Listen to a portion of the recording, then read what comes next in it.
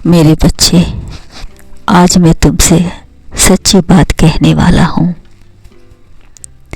हम टूटते इसलिए हैं ताकि फिर नए आकार में ढल सके।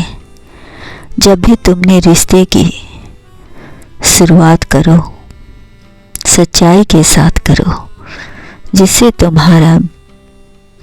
तुम्हारे बीच विश्वास बढ़ेगा और आपस में प्रेम बना रहेगा। मेरे बच्चे, लेकिन जब अचानक ठंडी हवाओं ने ठंड की मार बढ़ा दी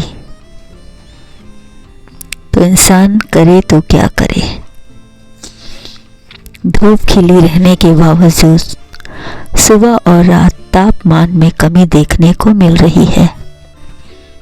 मैंने तुम्हें पहले ही कहा था, ठंड की शुरुआत के साथ ही चाय नाश्ते की दुकान पर भी रौनक बढ़ गई है। जब मोहब्बत की शुरुआत गुलाबी ठंड के साथ हो तो इंसान का देखने और सोचने का नजरिया ही बदल जाता है। हैरान मत हो, यह कड़ाके की ठंड में तुम्हारे अंदर जो मोहब्बत की दस्तक हुई है,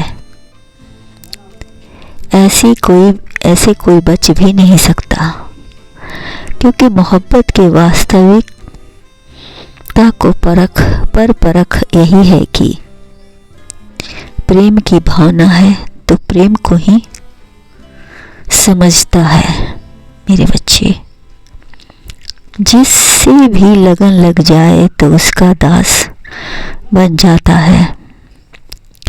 उसे कुछ भी समझ में नहीं आता है। इस तो बस मोहब्बत में डूबे हुए नए नए सपने देखने होते हैं, ख्याली पुलाव पकाना होता है। सपनों की दुनिया में ही वह रहना चाहता है, किंतु जब यही मोहब्बत चरम पर पहुंच जाती है तो उसे अपने प्रेमी आसपास दिखाई देते हैं, हर कण में दिखाई देते हैं। हवा का झोंका चला नहीं कि उसे लगता है कि उसका प्रेमी आ गया। पत्तों की हर खरखराहट में उसे एहसास होता है कि उसका प्रेमी यहीं आसपास है और उसे छुपकर देख रहा है। वो अपनी भावनाओं को काबू नहीं रख सकता और इधर उधर बेचैनी से ढूंढता है उसे।